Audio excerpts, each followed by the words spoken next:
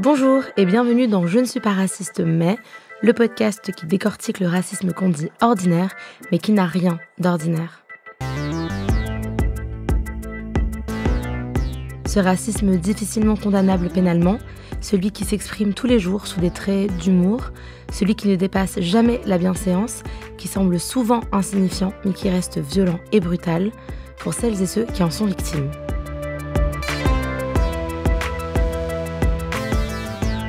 Aujourd'hui, je reçois Nadia Boucheni, journaliste et cofondatrice du média en ligne Djelna, et Tuan Dong, cofondatrice du média associatif Bisai Media. Bonjour. Bonjour Dania. Bonjour Dania. Comment ça va ? Ça va. Un peu stressée, ça va. Mais non, ça va bien se passer, ça se passe toujours bien. Non, je ne suis pas raciste, mais... Et toi, tu vas bien, Tuan ? Ouais, ça va. Hein. C'est la fin d'année et tout. Donc on est déjà ailleurs, on va dire, mais ça va. On sera vraiment ailleurs dans 1 heure, à la fin de cet enregistrement. Nadia, Tuan, pour ouvrir cet épisode, moi, j'ai l'habitude de raconter une petite anecdote. Donc, je vais vous partager un petit moment qui va être en lien, en fait, avec notre thématique d'aujourd'hui. Donc, moi, j'ai fait des études de journalisme. Et à l'école, moi, j'aimais beaucoup écrire sur le monde arabe. Et j'aimais beaucoup écrire sur ce qui se passait dans cette région du monde. À l'époque, on est en 2019, c'est le moment du Hirak. Donc, c'est les manifestations algériennes pour le départ du président Bouteflika, si vous voulez tout savoir. Et donc, moi, j'écrivais beaucoup dessus parce que ça m'intéressait beaucoup et aussi parce que mes camarades ne le couvraient pas. Et qu'il fallait vraiment qu'il y ait quelqu'un qui puisse couvrir ce moment important. Et à un moment donné, j'ai un professeur qui vient me voir et qui me dit « Il va falloir arrêter d'écrire sur le monde arabe ». Ça faisait 2 papiers que j'écrivais sur le monde arabe, par ailleurs. Et je lui demande un peu effarée, mais pourquoi ? Et il me dit, mais parce que tu es en train de te communautariser, Donia.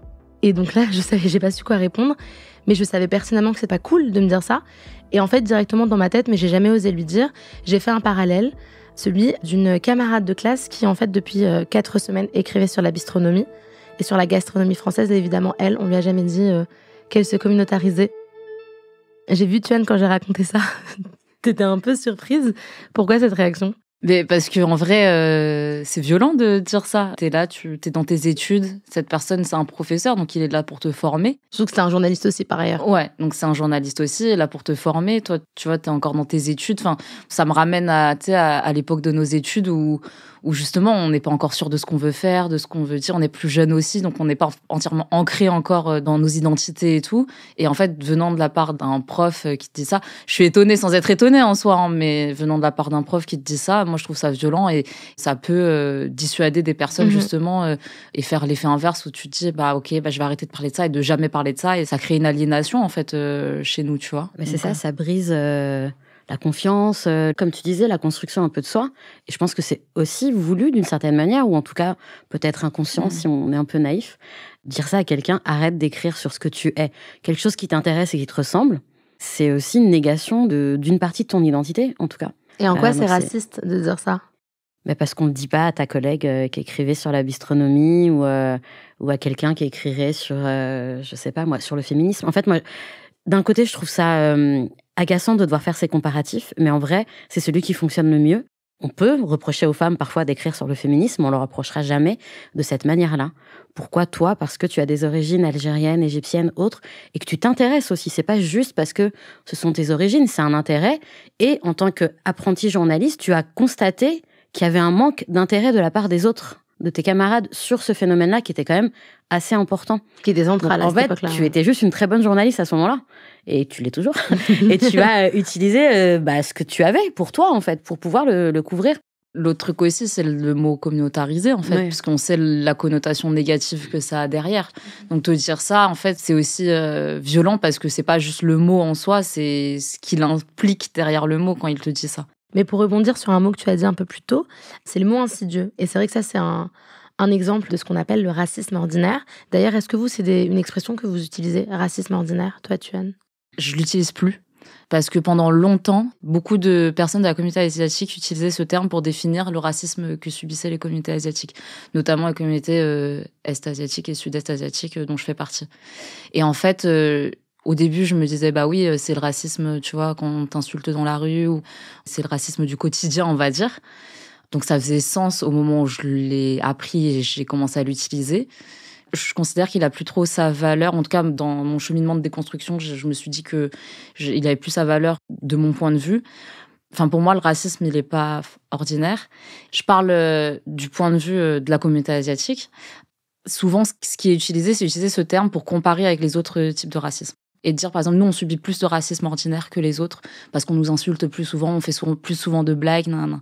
Et moi, je suis pas d'accord avec ça parce que le racisme ordinaire, si tu allumes la télé, tu sais que toutes les communautés en vivent et que le racisme du quotidien, on va dire, il est accompagné du racisme systémique, ils vont main dans la main. Et toi, Nadia? Un peu comme tu, Anne, je pense que c'est le cas pour tout le monde. On l'a tous et toutes utilisé parce que finalement, c'est peut-être la seule expression qu'on entendait régulièrement. Pareil, on l'utilisait par défaut, je pense, mais on n'était pas hyper fan parce que le fait de le qualifier d'ordinaire, ça le banalisait presque. Et puis, c'était limite un racisme cool, quoi. C'est pas très méchant.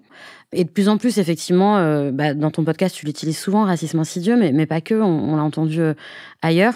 Et je trouve que ce terme, il est peut-être un peu plus précis, jusqu'à ce qu'on en trouve un autre encore plus précis, peut-être. En fait, c'est super difficile d'expliquer souvent que là, on vit un moment où il y a eu un comportement ou un propos raciste, parce que c'est pas frontal. Tant qu'on ne dit pas une insulte sale, machin, ou des mots qu'on va pas répéter ici, on a du mal à faire comprendre que là, en fait, la manière dont tu m'as regardé, ce que tu as dit, la manière dont tu as fait passer telle personne avant moi, etc., c'était raciste. C'est pas concret. Et le côté insidieux, pour moi, il exprime bien ce truc-là de... Si tu le vis pas, t'as du mal à l'expliquer. Donc, croyez aussi les personnes qui vous disent que là, c'était raciste. Et si on n'a pas ces termes-là pour vraiment expliquer le fait que c'est pas frontal, c'est beaucoup plus sournois, on a du mal à le définir.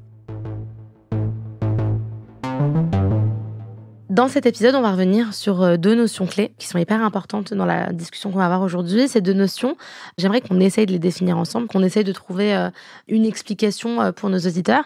La première, c'est celle de communauté. Communauté dans le sens anglais du terme, de community. Comment tu définirais communauté, toi, Nadia ?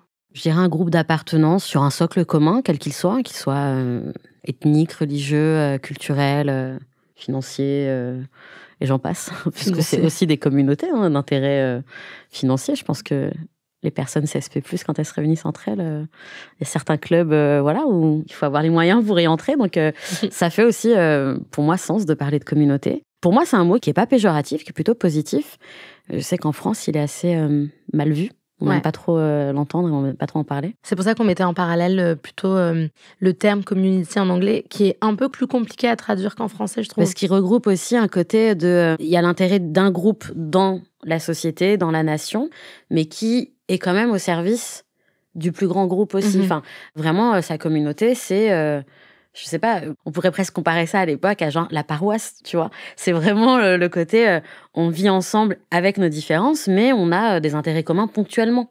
En fait, c'est ça, je pense que c'est vraiment le côté, ponctuellement, on va se réunir en plus petits groupes parce qu'on a à ce moment-là des intérêts communs, ou en tout cas des points communs. Pour moi, c'est pas contradictoire avec l'intérêt national, l'intérêt collectif au plus grand nombre. L'autre mot, c'est le mot communautarisme. Ça a été un peu plus compliqué à pour définir. moi quand tu nous as parlé du sujet, parce que je sais qu'il est mal vu en France. C'est un peu difficile de le définir comme ça en soi, parce que justement, il y a une interprétation très particulière quand on l'entend dans la bouche des politiciens, de certains journalistes, et puis dans la manière dont le vivent finalement la plupart des gens.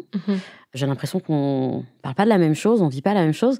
Donc j'ai essayé de chercher des définitions. Je me suis dit, les dictionnaires, finalement. Elle a fait ses devoirs. Elle a vraiment fait non, ses mais vraiment devoirs. par curiosité, en fait. Parce que tu sais, on entend plein de mots. Enfin, communautarisme, séparatisme, etc. C'est quoi derrière ? Parce que souvent, on devine plus ou moins qui est pointé du doigt. C'est souvent les minorités. On parle rarement de communautarisme pour un groupe dominant. Or, il n'y a pas plus grand communautarisme que le CAC 40 ou l'Assemblée nationale, le Sénat même. Enfin, on ne parle pas de communautarisme, et c'est des gens qui se ressemblent pourtant. Avant vraiment de décrire ce mot-là, il y a déjà l'impact et l'effet qu'il fait lorsqu'on l'entend, par exemple, chez les personnes concernées. Toi, Tuan, quand tu entends le mot communautarisme, toi, ça te fait quel effet ? Moi, je suis pour le communautarisme, donc ça me dérange pas. Mais je pense que comment c'est perçu dans l'espace public, ça a forcément une connotation qui est négative. Donc en fait, je sais que quand les gens prononcent ce mot, il y a forcément une connotation négative derrière. Le communautarisme, comment il est décrit en France, c'est pour viser majoritairement les communautés qui sont visibles, on va dire. Et donc qui sont notamment visibles sur le point de vue religieux ou ethnique ou racial. Rien qu'en faisant ça, tu fais une séparation de tous les types de communautés qui pourraient exister, et puis celle-ci. Pourquoi ? Parce que derrière, forcément, c'est pour hiérarchiser, homogénéiser, on va dire, essentialiser toutes ces communautés que tu as envie de garder en bas de l'échelle. Il y a derrière ce terme toute une instrumentalisation politique qui permet en fait de servir ton agenda politique qui est de maintenir le pouvoir, d'essentialiser, de continuer à déshumaniser en fait toutes les personnes qui vont être concernées par ces communautés. Et dès qu'il y a quelque chose que tu vas faire qui va être vers cette communauté ou qui va être vers les intérêts de cette communauté, ça va être tout de suite taxé de communautarisme. Et en tant que personne concernée, nous, notre réflexe, ça va être de dire non, mais moi, je suis pas dans ça, je veux pas avoir toutes les on est trucs forcé de négatifs. se désolidariser presque du concept. Voilà. Alors que de base, notre conception du concept, elle est pas négative. Et c'est pour ça que je disais, genre, là, aujourd'hui, j'ai aucun mal à utiliser ce mot et à me réapproprier ce mot. Mais ça a été une nécessité. Voilà, évidemment que ça n'a pas toujours été le cas. Moi, il y avait des moments dans le métro, je me mettais exprès pas à côté de personnes asiatiques pour pas qu'on pense qu'on fasse partie du même groupe. Enfin, dans le métro, je parlais français exprès au téléphone avec ma mère pour que les gens comprennent bien que oui, je parle bien français, il y a pas de souci. Donc forcément, ça prend du temps avant de passer de l'autre cap, quoi. Si on prend la définition du Robert. La définition du Robert, okay. Par exemple. Dis-nous tout.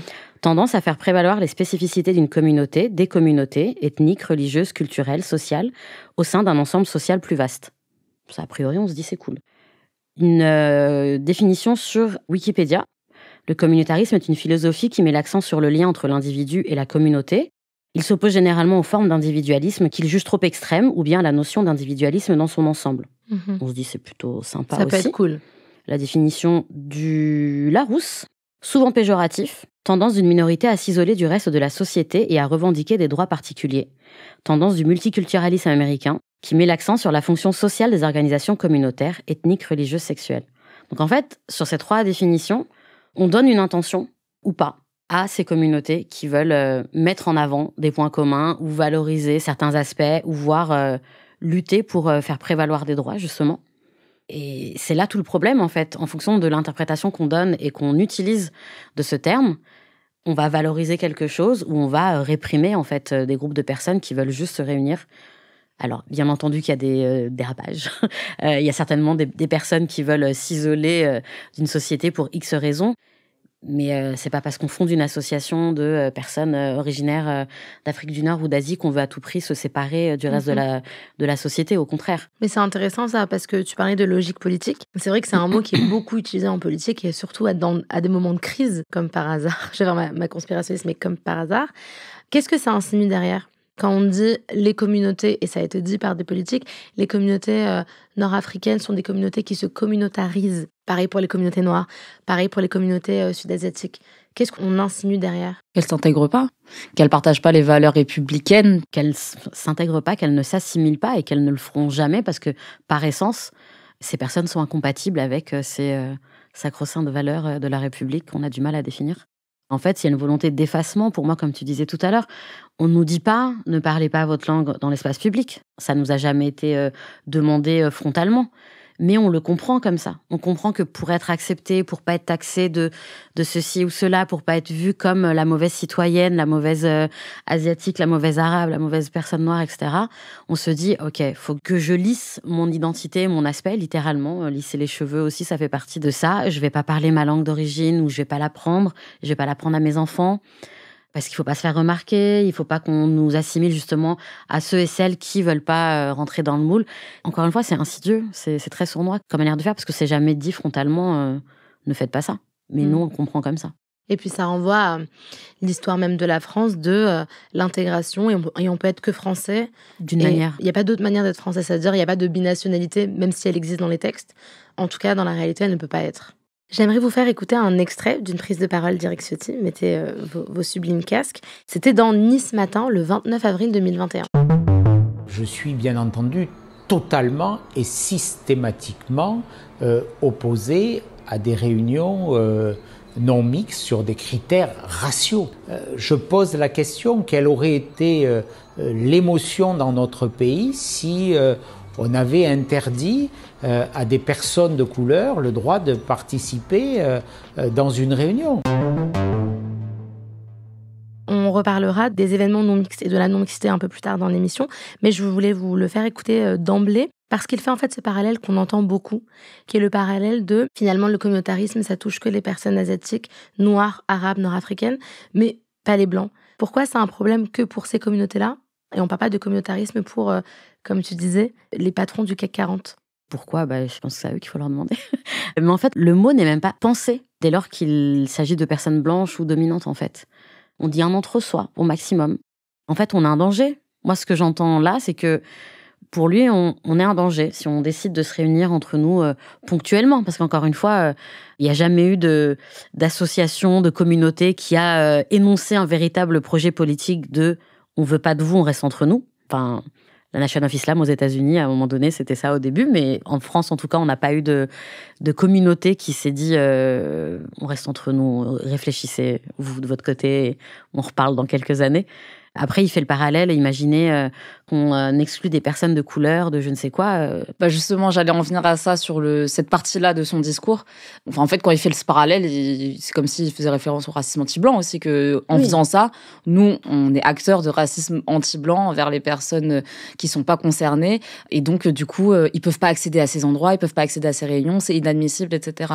Ensuite, quand il dit ça, il fait oui, vous imaginez le scandale, mais c'est comme ça que ce pays a été construit. Oui. Tu vois, si tu penses au bidonville, même avant les communautés racisées, ce qui est considéré comme des communautés, on va dire, racisées à l'époque, enfin, qui subissaient de la discrimination et tout, ça allait être les Portugais, les Espagnols, et donc ils étaient dans des bidonvilles exprès entre Portugais, entre Espagnols. Ensuite, ça a été pareil pour les Nord-Africains. C'est la ghettoisation, c'est un système de ghettoisation que la France a bien utilisé dans les années 70. Sur lequel on est basé encore jusqu'à aujourd'hui, qui a encore des conséquences jusqu'à aujourd'hui. Donc en fait, son propos, il n'est pas du tout ancré dans Et puis, il met sur le même plan une communauté, du coup, qui a le pouvoir, car majorité, qui a le pouvoir politique, économique, la plupart du temps, et des personnes, des communautés qui... Moi, j'ai aucun pouvoir d'exclure Éric Ciotti de nos vies.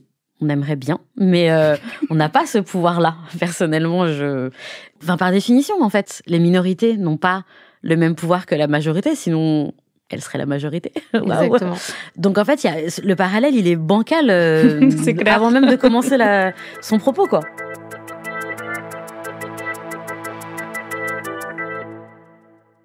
Si je vous ai invité toutes les deux aujourd'hui, c'est que par le biais de vos actions associatives, donc Djelna et Bisay Media, vous avez fait le choix de miser sur les communautés. On va parler évidemment un peu plus en profondeur de vos deux projets, que je recommande grandement à nos auditeurs, évidemment. Mais alors, pourquoi avoir fait le choix de miser sur les communautés? Pour ma part, et l'amie avec qui j'ai créé le magazine, Nora, c'est venu d'un constat et d'un manque, tout simplement. On ne retrouvait pas de magazine culturel qui nous parle à nous entièrement. Donc, les magazines féminins ne parlent pas aux femmes racisées de manière générale, on va dire, ou très peu. Les magazines, je sais pas moi, culturels, sur le rap, parlent plus aux hommes qu'aux femmes. Enfin, il y avait comme ça, à chaque fois, on était dans un coin du projet, mais jamais au centre. C'est jamais le projet. Voilà. Et on s'est dit, en fait, si déjà nous deux, on se reconnaît pas dans ce qui existe, il y a moyen qu'il y ait d'autres personnes qui se reconnaissent pas. Donc, il y a moyen que si on fait un truc, ça va leur parler. Et donc, en réfléchissant, avant de créer le magazine, on s'est vraiment posé la question, est-ce qu'on veut faire un magazine qui va parler que aux femmes racisées, que aux personnes nord-africaines, que aux femmes nord-africaines, Et à force de faire tous ces zigzags, on s'est dit vraiment ce qui nous importait le plus, c'est de se dire, toutes les deux, on est attachés à la culture, à l'art. On connaît tous des gens qui font de la musique, qui font de la photo, qui écrivent et qu'on voit pas dans Télérama, qu'on voit pas dans le journal de 20 heures, alors qu'ils sont talentueux, parce qu'ils ont pas les bons réseaux et aussi parce que malheureusement, quand on a parlé une fois d'une autrice nord-africaine, on va pas parler une deuxième fois d'une autre autrice parce que c'est bon, on aura eu notre arabe de service en fait. Et maintenant que je travaille dans les médias, je vois que c'est malheureusement souvent le cas. Le sous-titre de Djelna, pour revenir sur Djelna, et après évidemment on parlera de Bisay Media, en plus j'ai la revue juste à côté de moi. Le sous-titre c'est « Pour nous, par nous ». Comment ça vous est venu et pourquoi en fait ce « pour nous, par nous », qu'est-ce qu'il veut dire? J'ai rien inventé.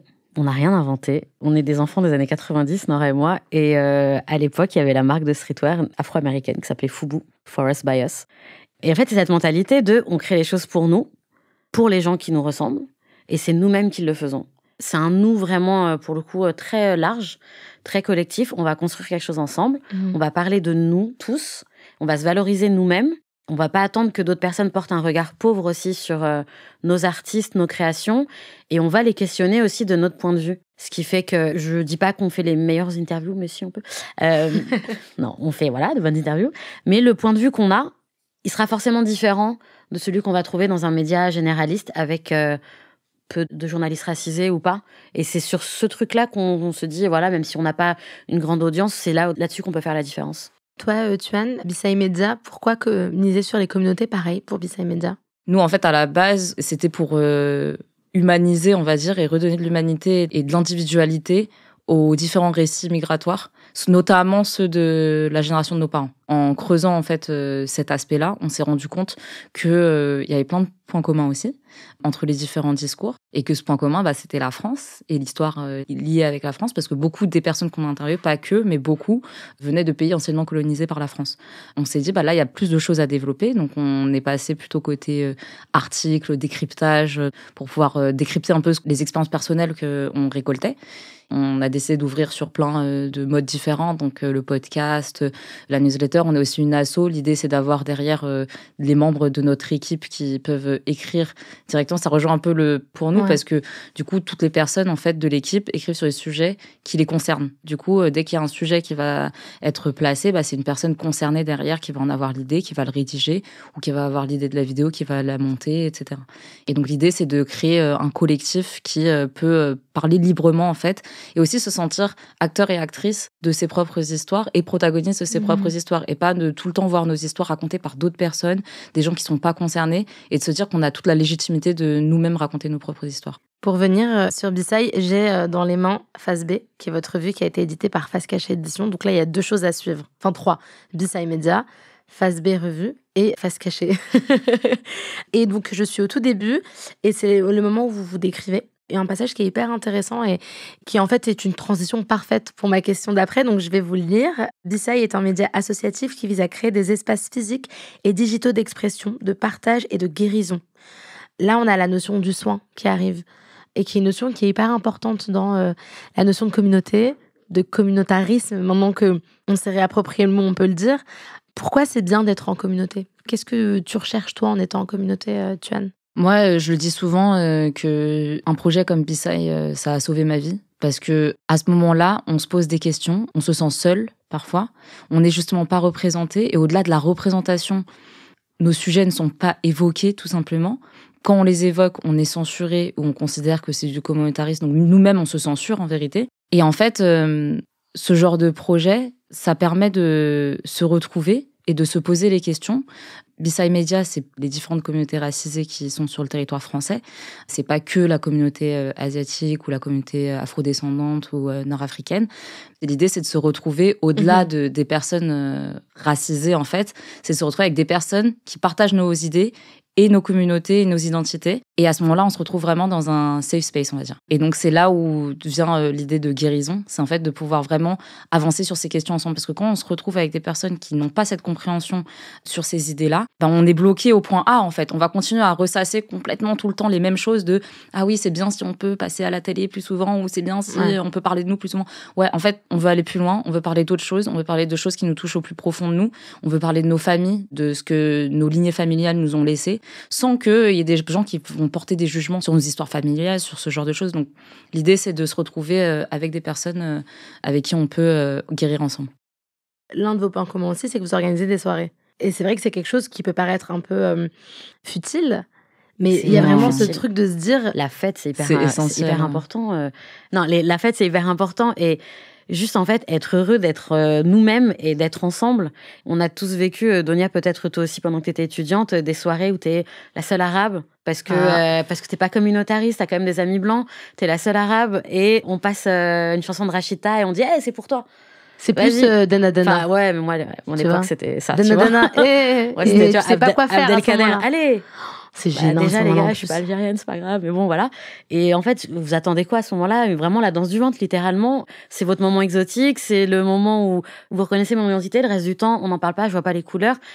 Et c'est hyper gênant. Et en fait, on a honte presque de nos cultures, de nos musiques, alors qu'en fait, on adore les écouter.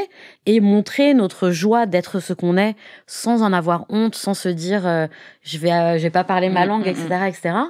C'est politique aussi. C'est une forme de déclaration politique de dire je vais quand même être heureux, en fait, que vous le vouliez ou non. Et la plupart du temps, vous ne voulez pas. Et je répète souvent que je m'en suis rendu compte il y a 2 ans, en fait, que cette joie, elle était politique et qu'on nous refusait le fait d'être heureux. Là, c'est le moment où j'ai parlé du Maroc. Quand le Maroc est allé en demi-finale de Coupe du Monde, pardon. Je me disais, c'est bizarre. Chaque match. Il n'y a pas eu le Maroc encore. Non, mais c'est vrai, au-delà de ça, chaque match que le Maroc gagnait, spontanément, on avait envie d'aller fêter ça avec nos amis marocains ou non marocains, n'est-ce pas? D'aller sur les Champs-Élysées et autres, et juste d'être content, en fait. C'était une joie vraiment enfantine, pure. Genre des grands adultes de plus de 40 ans qui étaient juste contents que des gens qui tapent dans un ballon de foot soient arrivés là parce que c'était historique. Et même là, le regard des gens dans la rue, alors que nous, on est heureux, on était là, ouais, madame, on a gagné. Oh non, mais qu'est-ce qui se passe? Et tout de suite, on s'accroche à son sac, on tourne la tête, on a peur. En fait, pourquoi notre joie, c'est une menace? Toi, est-ce que tu sens que cette joie, elle est politique et pourquoi les soirées, c'est un truc hyper important pour Bisai Media aussi? Il y a plusieurs choses. Déjà, les soirées en France, elles sont hyper violentes en vérité. Quand tu vas à une soirée lambda en France, en tant que femme, en tant que personne queer, en tant que personne racisée, quand tu additionnes plusieurs identités, on va dire, quoi qu'il en soit, tu vas avoir des problèmes dans n'importe quelle soirée où tu vas aller. Le nombre d'endroits où on peut aller, c'est quand même très, très limité. Donc, le fait de proposer des espaces qui sont pour nous, qui sont là pour célébrer nos identités, peu importe les différentes manières dont on veut les célébrer, que ce soit par la musique, que ce soit par la danse, que ce soit par tout ce qu'on veut, le karaoké, peu importe, et ben, quand on fait ça, on permet aux gens, justement, d'exprimer leur joie et d'exprimer leurs identités haut et fort. Ce qui est souvent quelque chose qui n'est pas permis dans l'espace public en France. Donc là, c'est se réapproprier un espace public qu'on va privatiser pour nous et se permettre de l'exprimer. Donc ça rejoint la question de joie que tu disais, donc le fait que nos joies sont politiques. L'expression de nos joies sont politiques parce qu'elles sont interdites, on va dire, dans l'espace public. Justement, une des qualités qu'on va donner aux communautés asiatiques, c'est « Ah, ils sont discrets ». Et donc, du coup, justement, nous, on n'exprime pas notre joie. On n'exprime pas notre joie en public, on la montre pas. On fait ça dans nos maisons fermées. Non, personne n'a à le voir. Et ça, les Français, ils adorent ça. Les Blancs, ils adorent ça. Ils adorent le fait que nous, on n'est pas là à crier sur les toits, on va dire, notre joie. Que vous n'allez pas sur les Champs-Élysées lorsqu'un pays gagne presque. Et donc, c'est ça. Et c'est ça. Et pour eux, c'est une qualité qu'on a, tu vois. Parce que pour eux, justement, c'est ça qui fait de nous des bons immigrés. Ils mettent souvent en opposition les différentes communautés entre eux. Ça, c'est les bons étrangers, ça, c'est les moins bons, etc. Exactement. Donc, quand je disais, c'est pas pareil pour les Asiatiques, il y a aussi une notion qui est politique derrière, qui est, ah bah regardez-les, eux, ils sont calmes. Donc, du coup, eux, c'est les bons immigrés. Mais ça reste dans l'expression de la joie ou de la colère, ou peu importe, de l'émotion, en fait. Dans le prolongement des soirées, des événements que vous organisez, il y a une autre expression qui revient beaucoup, c'est la non-mixité. La non-mixité en France, qu'est-ce que c'est déjà, premièrement, la non-mixité? Avant de rentrer dans le territoire un peu miné de la France, voilà ce que j'allais dire. Avant de rentrer dans ce territoire un peu miné qu'est la non-mixité en France, c'est quoi la non-mixité? C'est un peu dans le titre, mais on ne sait jamais si les personnes ont besoin de savoir. C'est des situations ponctuelles, je reviens à ce que je disais tout à l'heure, c'est pas un projet définitif. C'est des situations ponctuelles où des personnes qui vivent une oppression décident de se retrouver entre personnes qui vivent cette oppression, en excluant effectivement temporairement, le temps d'une réunion, d'un atelier, les personnes qui ne feraient pas partie de ce groupe. Mais ça change Par quoi exemple, d'être en non-mixité? Des femmes qui voudraient se réunir le temps d'une après-midi pour se parler entre elles de violences sexuelles. Elles vont certainement préférer le faire en non-mixité et éviter que des hommes assistent à la réunion, d'une part pour témoigner le plus librement possible, mais aussi parce que, il faut le rappeler, à chaque fois que dans un événement, une discussion, une réunion, il y a des personnes dominantes et des personnes dominées, il y a toujours une volonté qui est consciente, inconsciente, pensée, impensée, je ne sais pas, de prendre plus de place, de prendre la parole plus souvent, de dire aux personnes concernées « Non, c'est pas ça, tu te trompes, c'est pas ce que tu as vécu, moi je vais te dire que », de vouloir remettre en question leurs propos, leurs témoignages, leurs paroles, et ça, c'est d'autant plus de violence que vont subir ces personnes. Donc, une femme qui a besoin de témoigner de ce qu'elle a vécu, de violences faites par des hommes, n'a pas forcément envie de le faire face à des hommes qui vont lui dire « Non, tu te trompes, c'est pas ça. On n'est pas tous les hommes, on est gentils, etc. » Non, il y a des fois, on a envie d'être entre nous pour se parler, pour guérir aussi, pour s'organiser, et pour décider de quel mode d'action on va utiliser pour combattre, pour lutter, pour défendre nos droits, etc. Justement, la réalisatrice Amandine Gay parle de cette notion sur France Info en 2017. Parfois, pour arriver à se penser, à se construire, surtout pour les femmes, par exemple, à qui on coupe beaucoup la parole, c'est important d'être en non-mixité. Pour arriver déjà à s'affirmer comme sujet politique, pour arriver à penser les solutions dont on a besoin pour faire avancer sa cause. Il y a cette notion de, aussi pour se penser, pour s'organiser. Toi, est-ce que c'est un truc que tu ressens? Est-ce que la non-mixité, c'est quelque chose que tu utilises ou en tout cas que tu trouves pertinent? Nous, on l'utilise dans nos ateliers, pas forcément dans nos événements. Nos événements, ils sont pensés par nous et pour nous. Donc, on va dire que naturellement, le public qui vient sont des personnes concernées. Après, ça n'empêche pas que si tu te sens aligné avec nos valeurs et avec les thématiques qu'on propose, évidemment, viens, il n'y a pas de problème. Mais donc, nos événements ne sont pas en non-mixité, même si au final, notre public ressemble au sujet qu'on évoque. Par contre, nos ateliers le sont. Parce que dans les ateliers, on va beaucoup en profondeur. En fait, c'est des ateliers de 4 heures. Il y a 4 ateliers dans un cycle. Donc, il y a 16 heures en tout. On va en profondeur sur nos vécus familiaux, amoureux, amicaux, peu importe, travail, nanana. On va explorer en fait tous les pans de notre société et de notre vie quotidienne pour en fait un peu déconstruire ensemble tous les traumatismes liés au racisme qu'on a pu vivre et comment en fait on se rend compte que c'est pas une situation seule, on est ensemble et justement on est face à un système. Donc en fait que justement on peut faire communauté et on peut guérir ensemble. Donc l'idée derrière nos ateliers, puisqu'il est de dénoncer ça, c'est un peu l'exemple que tu prenais aussi, mais puisqu'il est de dénoncer ça, de s'organiser ensemble et de pouvoir repenser et guérir ensemble, il est en non-mixité. Et c'est essentiel, je pense, effectivement, pour certains sujets, pour certains moments, de le faire en non-mixité. Et en vérité, si on a envie de le faire H24, on fait ce qu'on veut, c'est pas grave. Enfin, on fait pas ce qu'on veut dans ce pays. Mais c'est une très bonne transition. Parce qu'on le disait un peu sur le ton de l'humour, mais en réalité, c'est ça, c'est qu'en France, c'est une notion qui passe absolument pas. Les exemples, il y en a plein. C'est-à-dire que quand j'ai cherché des exemples, j'ai eu une liste de 4 pages.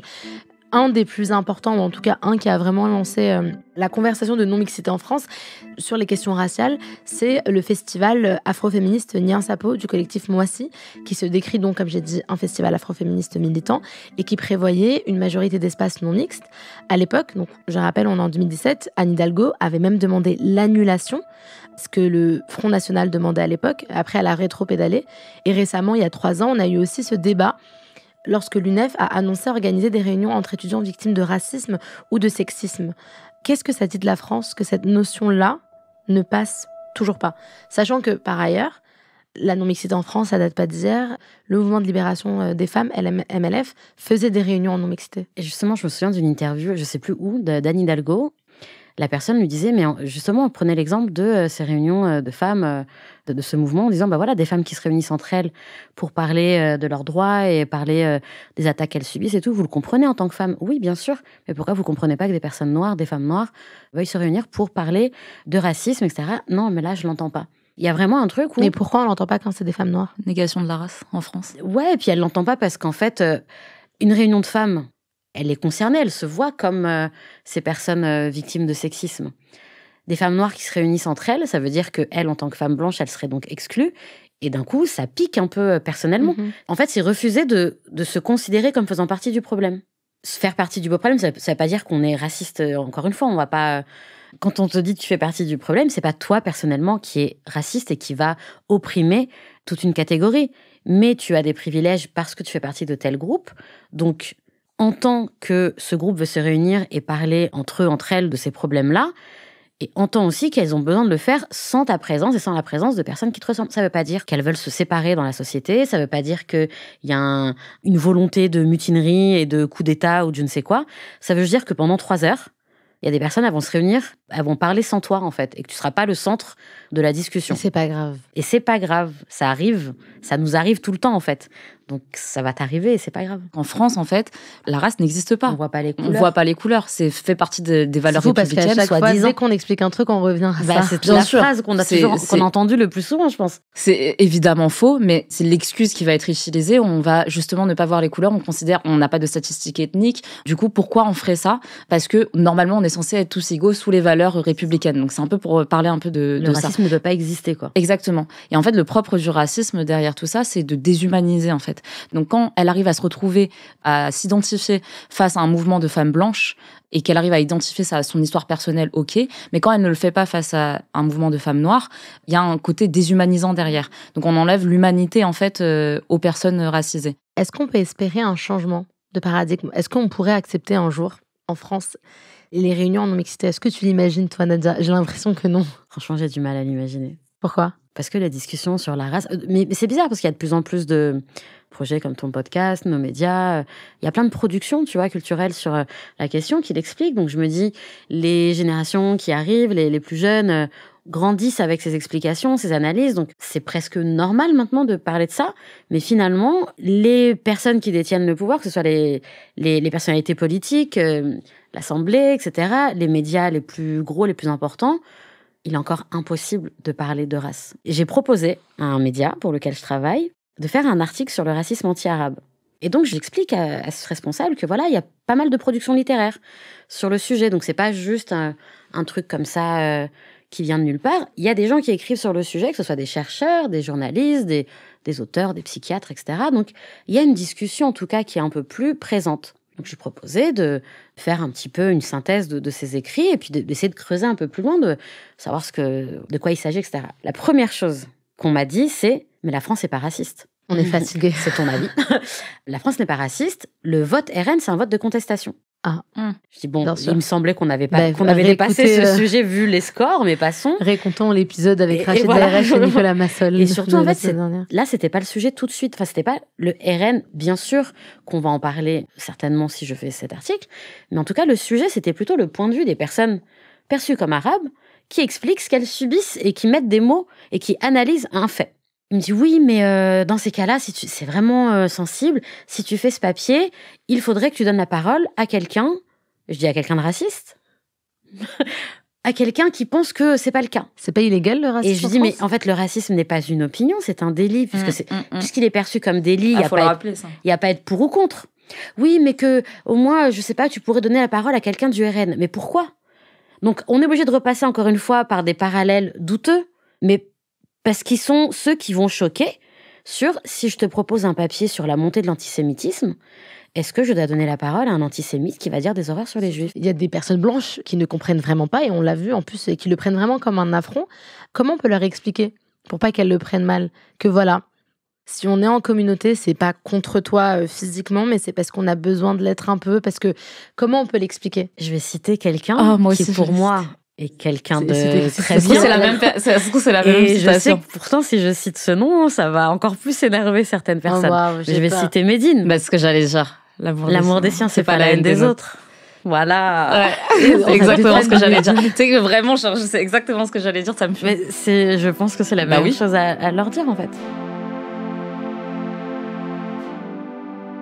Comme on a l'habitude de finir les épisodes, donc pas sur du Médine malheureusement, mais j'espère qu'on aura plus l'habitude de le faire, mais de finir sur un point recommandation, parce que je sais que c'est quelque chose aussi que vous aimez beaucoup et que vous dites beaucoup, mais l'éducation, c'est vraiment au cœur des luttes antiracistes. Donc moi, je vais vous faire 2 recommandations culturelles et après, c'est à votre tour. Normalement, c'est une, mais je dis normalement parce que connaissant Nadia Boucheni, elle a dû en prendre 12, mais c'est pas grave. Aujourd'hui, mon cœur reste ouvert. Merci, Dania. Comme dirait la trend TikTok. Merci, On va en faire plus aujourd'hui, ce sera le seul jour. Moi, je suis restée sur 2. J'ai suivi mes recommandations. La première, c'est un livre des sociologues Marwan Mohamed et Jules Talpin aux éditions PUF qui s'appelle « Communautarisme » pour l'interrogation. Alors, on l'a vu, on l'a bien compris dans cet épisode que le mot communautarisme, il agite les foules en France et qu'il est perçu négativement. Et ben, cet essai remet les points sur les i et à partir d'enquêtes sociologiques fouillées, il révèle que ce mot vraiment, il est vraiment fantasmé en tout cas, ou encore que si on l'utilise et si on l'entend beaucoup aujourd'hui, ça relève vraiment du fantasme. Et il explique parfaitement que ceux qui restent entre eux, ce sont plutôt les dominants que les dominés. Donc ce qu'on disait tout à l'heure. Et ma deuxième recommandation, c'est un artiste que j'adore, dont je suis extrêmement fan. J'ai même pu écrire un article sur Slate, c'est Stormzy, et avec sa fondation Murky. Murky en anglais, ça veut dire quelque chose de super. Et en gros, Murky, ça rassemble toutes les actions associatives du rappeur britannique qui a vraiment la volonté de faire bouger les choses et d'offrir plus d'opportunités pour les communautés noires au Royaume-Uni.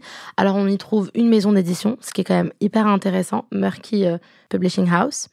Des bourses scolaires pour Cambridge, parce qu'en fait, il s'est rendu compte qu'il n'y avait pas de noirs qui entraient à Cambridge à cause du manque de moyens financiers. Et c'est aussi, depuis pas très longtemps, un partenariat avec Adidas et Manchester United qui s'appelle Murky FC et qui permet d'offrir encore plus d'opportunités de carrière dans le monde du foot. Donc, en dehors d'être un joueur, mais vraiment dans l'écosystème du football aux États-Unis. Et ils ont même ouvert un siège social à Croydon, dans son quartier de naissance, dans le sud de Londres. Enfin bref, pour moi, Stormzy, c'est vraiment l'exemple parfait de l'artiste qui met sa carrière au service de sa communauté et qui le fait intelligemment. Je vous invite à écouter Stormzy. À partir, évidemment, on va suivre et on lit Jenna. On va suivre et on va lire B-Side Media, Face B Revue. Et je pense que j'ai tout dit là. Et édition Face Cachée, évidemment, les éditions qui publient B-Side. Et cette revue qui est incroyable et qui est juste à côté de moi. La première édition est sur la langue, par ailleurs. Donc, c'est aussi un sujet qu'on a envie d'aborder dans ce podcast-là. Je commence par Tuan parce que je pense qu'elle a respecté par rapport à toi. Mais moi, en plus, j'ai rien préparé, donc ça va sortir comme ça. Oui, ouais, vas-y. Justement, recommandation d'artistes, parce que du coup, on y pense. Mais moi, j'aimerais bien donner un peu de force à Tracy Dessa. C'est une artiste sud-asiatique d'origine indienne qui rappe en français, anglais, espagnol. Enfin, franchement, elle est super forte.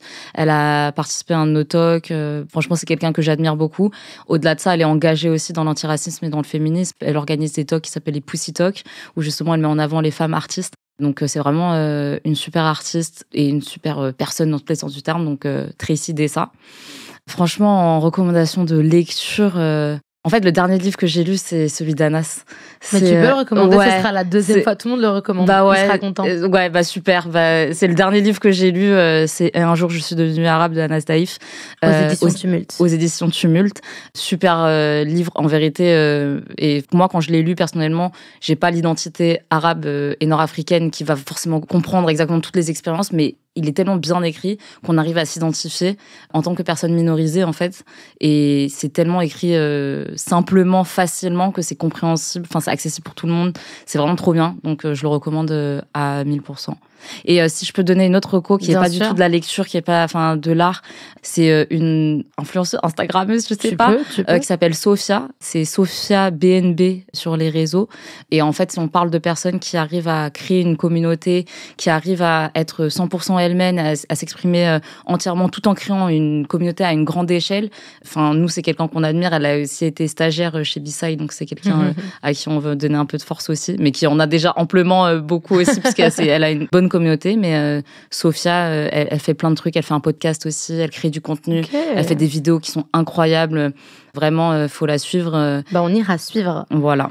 Maintenant, on va passer à la liste interminable de Nadia. Non, mais même pas, j'ai bien compris qu'aujourd'hui, on allait avoir trop de même pas, parce que je me suis vraiment posé la question. J'avais pas d'idée. Donc déjà, t'as cité le livre d'Anas que je suis en train de lire. Donc, comme je l'avais pas encore fini, je me suis dit que j'allais pas le citer. Mais on peut. De toute façon, Rachid l'a vraiment cité il y a 2 semaines. Bah voilà, ça va. Force à Anas. Tout le monde le cite. Je vais rester dans l'écosystème de ton podcast, parce que je vais citer le livre d'Ager Ben Boubaker, Barbès Blues. Quand on parle de communautarisme et de pourquoi il est important aussi que des personnes concernées reprennent la narration, comme on disait tout à l'heure, elle en est l'exemple parfait.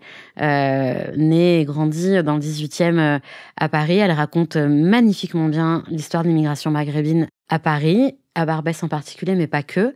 Et elle le fait sans prendre de hauteur par rapport aux personnes dont elle raconte l'histoire, puisqu'elle se considère elle-même comme héritière de ces personnes et de cette histoire. Et du coup, c'est apaisant, alors qu'elle raconte des choses parfois très dures, parce que l'histoire de l'immigration, de manière générale, et l'immigration maghrébine à Paris est dure aussi.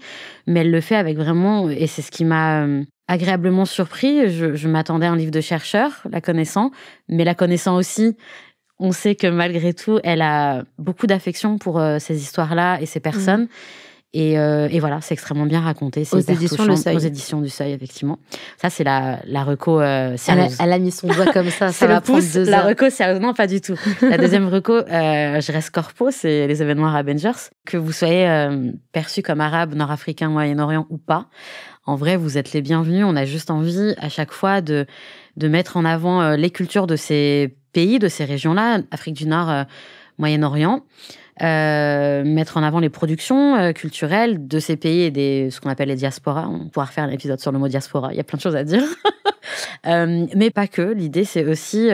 on avait fait des événements lors de la dernière CAN de foot et on a parlé aussi de l'africanité. C'était hyper important en tant que Nord-Africain. En tout cas, moi, je le ressens je veux me définir plus comme nord-africaine qu'arabe, par exemple. Donc, c'est des discussions qui sont nécessaires. C'est des espaces de discussion et de fête, surtout, qui sont importants, qui sont géniaux. Et puis, c'est une équipe de femmes extraordinaires aussi qui apporte beaucoup d'amour et de belles choses. Et une dernière recommandation, franchement, il n'a pas besoin de ma recommandation pour cartonner, loin de là. Mais au-delà de mon obsession sur son dernier album, j'ai envie de parler du dernier album de Kendrick Lamar parce que, c'est génial, allez-y, écoutez-le, tout ça. Mais sur cet album-là en particulier, et tout au long de sa carrière, en vérité, il y a ce truc c'est une déclaration d'amour à sa culture, à la culture afro-américaine, au hip-hop, et à tout ce qui est autour de ça. Et sans être afro-américaine, bien entendu, on peut quand même le comprendre, l'apprécier, même si je pense qu'on passe aussi peut-être à côté de certaines choses, n'étant pas américaine, n'étant pas noire de toute façon. Mais en tout cas, il y a cette volonté que je perçois encore plus sur cet album, de vraiment faire les choses pour les siens. Toni Morrison, qui écrivait ses romans avant tout pour les personnes noires, comme Faiza Again. Bim, bam, voilà. Mais voilà, en tout cas, le dernier album de Kendrick Lamar, GNX, il est génial. On rajoute Faiza Again. Oui, Faiza Again toujours. En fait, il y a toujours plein de recommandations, mais on va en laisser pour les épisodes d'après, Nadia. Je m'arrête. Désolée. Merci beaucoup. C'était une longue discussion, mais passionnante. Merci beaucoup, Tuan. Merci, Nadia. Merci, Nadia. Merci beaucoup. Merci à tous et à toutes. Et on se retrouve bientôt pour un nouvel épisode de Je ne suis pas raciste, mais... Je ne suis pas raciste, mais est un podcast de Donia Ismail, produit et réalisé par Slate Podcast, sous la direction de Christophe Caron. À la production éditoriale Nina Pareja, montage et réalisation de Mona Delahaye et musique par Thomas Loupias.